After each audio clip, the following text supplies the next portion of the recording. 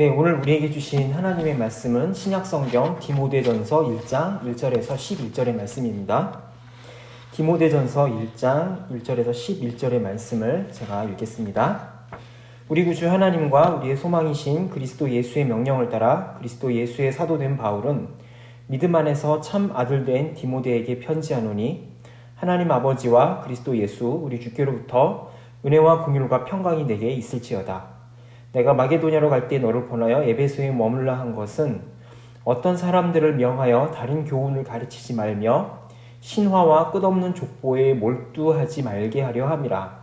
이러한 것은 믿음 안에 있는 하나님의 경륜을 이름보다 도리어 변론을 내는 것이라. 이 교훈의 목적은 청결한 마음과 선한 양심과 거짓이 없는 믿음에서 나오는 사랑이거늘 사람들이 이에서 벗어나 헛된 말에 빠져 율법의 선생이 되려 하나 자기가 말하는 것이나 자기가 확증하는 것도 깨닫지 못하는도다. 그러나 율법은 사람이 그것을 적법하게만 쓰면 선한 것임을 우리는 아노라. 알 것은 이것이니 율법은 옳은 사람을 위하여 세운 것이 아니요 오직 불법한 자와 복종하지 아니하는 자와 경건하지 아니하는 자와 죄인과 거룩하지 아니한 자와 망령된 자와 아버지를 죽이는 자와 어머니를 죽이는 자와 살인하는 자며 음행하는 자와 남색하는 자와 인신매매를 하는 자와 거짓말하는 자와 거짓 맹세하는 자와 기타 바른 교훈을 거스르는 자를 위함이니 이 교훈은 내게 맡기신 바 복되신 하나님의 영광의 복음을 따름이니라. 아멘. 지금의 터키 지역을 가면 과거에 동로마 시절에 지어졌던 성 소피아 성당 여러분 한 번쯤 보셨을 것입니다. 이 성당이 지어졌을 때는 어떤 용도로 지어졌을까요? 이 교회당이 세워졌을 때 처음에는 하나님을 찬양하며 정교회, 그리스 정교회의 미사가 진행되었던 곳이었을 것입니다. 그런데 16세기에 오스만 투르크 제국의 침략을 받아서 그 성 소피아 성당은 알라를 찬양하는 모스크로 바뀌게 되었습니다. 그리고 지금은 관광지로 변하게 되었죠. 동로마 제국이 무너진 원인을 꼽으라고 한다면 여러 가지 원인을 꼽을 수 있을 것입니다. 그런데 그 중에 가장 중요한 원인 중에 하나로 바로 교회의 타락을 꼽지 않을 수 없습니다. 당시 동로마 제국의 종교였던 이 그리스 정교회는, 동방 정교회는 시시각각 다가오는 그 외적의 위협 앞에 사람들을 깨우고 사람들을 하나님 앞에 세우는 역할을 제대로 감당하지 못했습니다. 밖에서는 이 외적의 침입이 날로 거세지고 있는데, 그리고 안에서는 사람들이 흔들리고 있고 나라의 기강이 점점 무너져 가고 있는데, 이 정교의 사제들은 바늘끝 위에서 천사들이 몇 명이나 춤을 출 수 있을지와 같은 그런 성경의 정신과는 전혀 상관이 없는, 복음에서 원래 이야기하고자 하는 바는 전혀 상관이 없는 그러한 지루한 논쟁으로 시간을 보냈습니다. 결국 동로마 제국은 이슬람교의 침입 아래 힘없이 무너지고 말았고, 하나님을 예배하던 예배당은 모스크로 바뀌게 되었고, 그 모스크는 지금은 관광지로 변하게 되었습니다. 그리고 요한계시록의 배경이 되었던 그 소아시아 지역, 바울이 힘써 복음을 전하며 다니면서 복음을 전하고 교회를 세웠던 그 교회의 흔적들은 모두 과거의 유적이 되어버리고 말았습니다. 예나 지금이나 진정한 위기는 밖에서 비롯된 위기가 아니라 내면의 위기가 더 큰 법이죠. 구약 성경을 보면 이스라엘 백성들을 무너뜨린 것은 군사적인 위기도 아니었고 경제적인 위기도 아닌 영적 위기였다는 사실을 우리는 보게 됩니다. 안에서부터 무너진 이스라엘 백성들은 결국에는 외적의 침입, 바벨론의 침입과 아수르의 침입으로 무너질 수밖에 없는 운명이었다는 사실을 우리는 성경을 통해서 살펴보았습니다. 오늘 우리가 함께 읽은 이 디모데전서는 사도 바울이 자기의 이제 사역을 마감하고 이제 로마 감옥에 갇혀서 사형 선고를 기다리면서 자신의 제자인 이 디모데에게 교회를 지도하는 데 있어서 가장 무엇이 중요한 것인지에 대해서 그 핵심 정수를 담은 그런 목회서신이라고 불리는 책입니다. 교회를 세워나가는 데 있어서 가장 중요한 것, 그것이 무엇인지에 대해서 유언처럼 남긴 것이 바로 디모데 전후서인데요. 이러한 유언과도 같은 편지를 남기는 데 있어서 사도 바울이 디모데에게 그 가장 첫 번째로 해주고 싶은 말은 과연 무엇이었을까요? 네, 첫 번째로 오늘 본문은 교회는 바른 교훈 위에 서 있어야 된다라는 것을 말씀하고 있습니다. 3절과 4절 말씀 함께 읽겠습니다.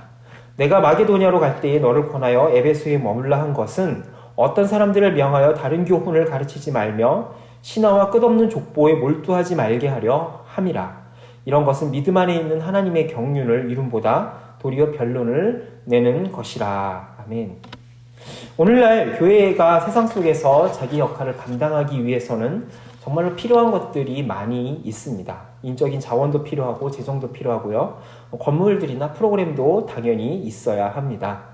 그런데 여러분, 진정으로 교회를 교회되게 하는 것은 무엇일까요? 그것은 바로 하나님의 말씀의 선포라고 하는 사실을 잊어서는 안 됩니다. 하나님의 말씀이 교회 안에서 제대로 선포되고 사람들에게 들려질 때에 교회는 진정으로 교회다울 수 있다는 사실을 성경은 우리에게 말씀해주고 있습니다.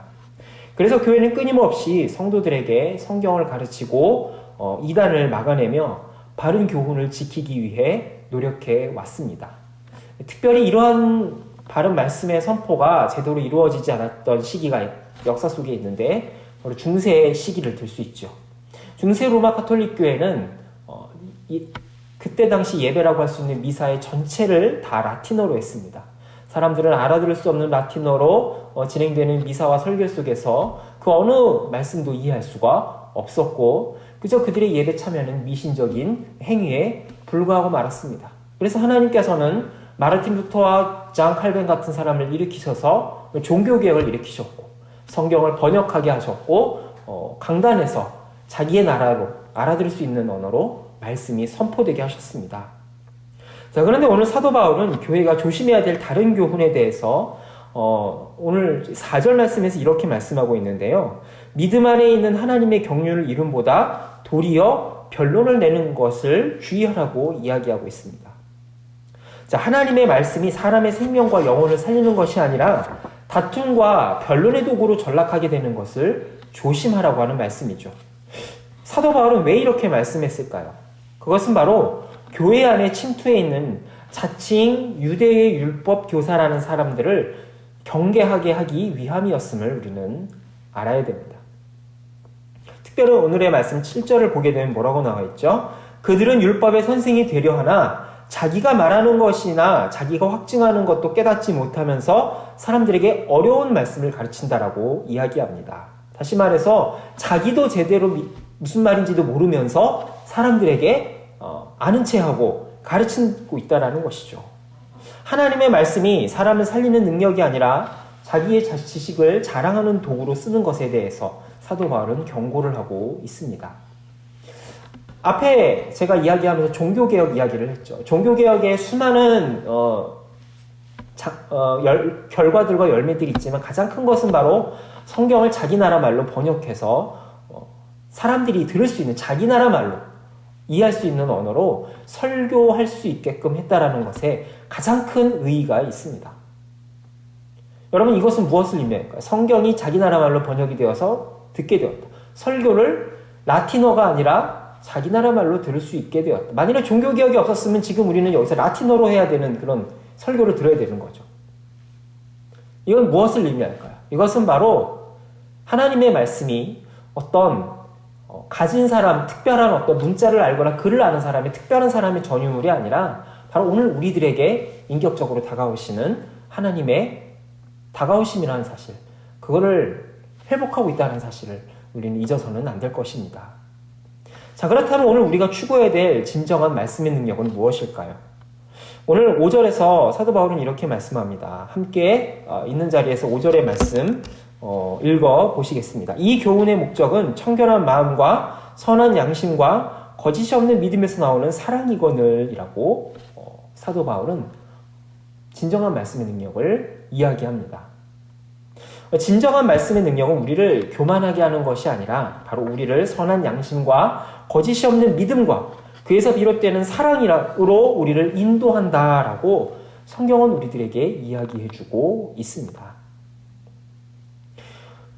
특별히 우리는 이러한 사례를 고린도 교회를 통해서 더 잘 깨달을 수 있습니다. 앞서 이 말씀의 능력을 잘못 사용한 첫 번째 예가 바로 유대율법 교사들의 예를 들었었죠. 끝없는 족보와 절기와 그런 어려운 것들을 강조하면서 자기도 지키지 못할 그런 절기들을 사람들에게 강요함으로써 하나님이 원하시지 않는 그런 율법의 멍에를 메우는 그런 잘못된 유대주의자들이 있었던 반면에 또 고린도 교회에는 이 다른 어느 교회보다도 말씀의 은사와 지식의 은사 그리고 굉장한 다른 방언의 은사라든지 그런 것들이 풍부했던 교회였습니다. 제주들도 많았고요. 사람들이 굉장히 활발하고 그리고 그리스 영향을 받아서 철학도 발달한 도시였습니다. 그런데 그 많은 은사와 자질들이 그들을 성숙으로 이끌지 못했다는 사실을 고린도 전후서에서 사도 바울은 지적하고 있습니다. 그들은 자기가 많은 은사들로 인해서 하나님과 사람들을 섬기는 것이 아니라 오히려 교만에 빠지고 말았으며 더 큰 문제로 곤경에 처했다라는 사실을 사도 바울은 고린도 전후서에서 이야기하고 있습니다.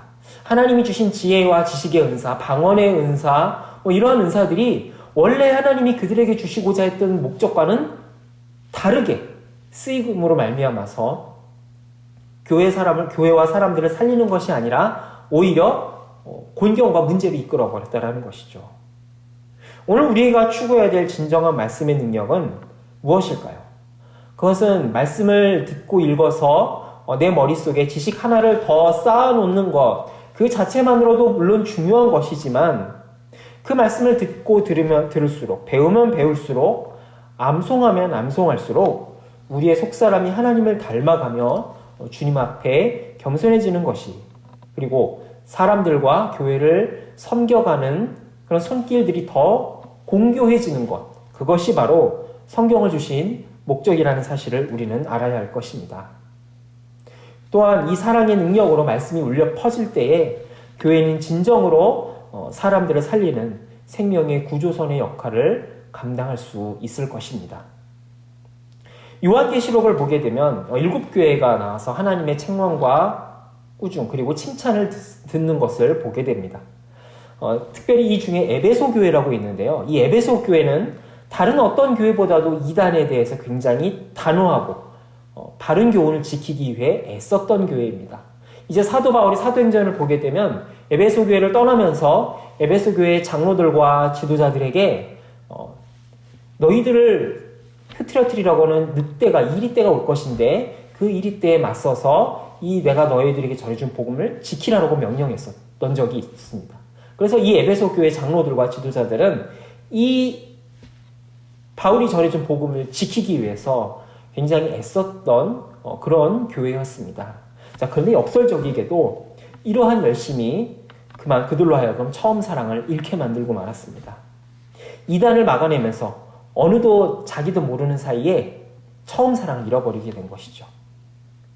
복음의 능력을 상실해버린 겁니다. 오늘 우리가 추구해야 될 진정한 말씀의 능력, 그것은 무엇일까요? 그것은 단순히 우리의 지식과 감정적 체험에서 그쳐서는 안 될 것입니다. 주님이 우리에게 주시는 진정한 말씀의 능력은 우리 자신의 전인격적인 변화이고 공동체의 변화라는 사실을 우리는 잊어서는 안 될 것입니다. 사도 바울은 바로 말씀을 통하여서 주님이 우리에게 인격적으로 다가오신다라는 사실을 끊임없이 우리에게 강조하고 있습니다. 이 말씀의 능력이 우리를 다스리는 그런 귀한 한 주가 될 수 있기를 간절히 소망합니다. 기도하겠습니다. 살아계신 하나님 아버지, 우리에게 말씀하시는 주의 음성을 듣게 하여 주시옵소서. 말씀이 홍수를 이루고 어디를 가나 말씀을 들을 수 있는 이 시기에 하나님, 우리가 주의 말씀을 귀하게 여기고 또 하나의 말씀이 들리는구나 라고 생각하는 것이 아니라 주님 앞에 온전한 마음으로 나아갈 수 있는 그러한 좋은 밭으로 우리를 만들어 주시옵소서. 오늘도 우리에게 말씀하시고 다가오시는 주 예수 그리스도의 이름으로 기도합니다. 아멘.